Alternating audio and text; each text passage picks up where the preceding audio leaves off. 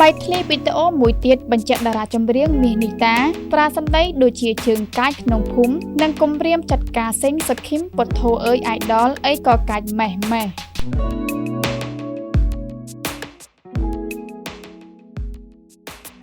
ពេលនេះសម័យខ្លួនរងគ្រោះបានធ្វើឲ្យទម្លាយហើយទម្លាយនៅវីដេអូយ៉ាងខ្លីដែលបញ្ជាក់ថាតារាចម្រៀងកញ្ញាមាសនីតាបានប្រាសម្ដីដូចជាជើងកាចក្នុងភូមិឬគេហៅក្មេងស្ទាវនិងជាពិសេសបានបង្ហោះសារគំរាមផ្ដាំទៅកូនចៅរបស់ខ្លួនឲ្យដឹងថាខ្លួននឹងត្រៀមចាត់ការអ្នកនាងសេងសុខីមប្រសិនបើអតីតសិក្សានេជើមានប្រតិកម្មតបមកវិញនោះសារយ៉ាងខ្លីត្រូវបានអ្នកនាងសេងសុខីមបានទម្លាយចេញពីលើ Facebook របស់នាងកាលពីយប់ថ្ងៃទី29 ខែវិច្ឆិកាដែលបង្ហាញឲ្យដឹងការភ្ញាក់ផ្អើលនិងហួចចិត្តជាខ្លះសម្រាប់តារាចម្រៀងដែលធ្លាប់ជាបេក្ខភាព Comedy Idol ហើយកំពុងជាតារាចម្រៀងរបស់ហងមាសជាប្រចាំលេខមុខគ្រប់ concert នោះសូមរំលឹកឡើងវិញថារឿងផ្ទុះខ្លាំងបែបនេះគឺដំបូងឡើយកញ្ញាមាសនីតាត្រូវបុគ្គលិកមិនស្គាល់មុខកាត់តរូបភាពខ្លួនជាមួយនឹងអ្នកនាងសេងសុខីមបង្ហោះក្នុងពេញ TikTok ថែមទាំងសរសេរថាមាសនីតាជាស្រីកំណាន់របស់នាយជើមរហូតដល់ថ្នាក់មាសនីតាបើជាផ្ទុះកំហឹងនិយាយពាក្យមិនសមរម្យយ៉ាងធ្ងន់ធ្ងរ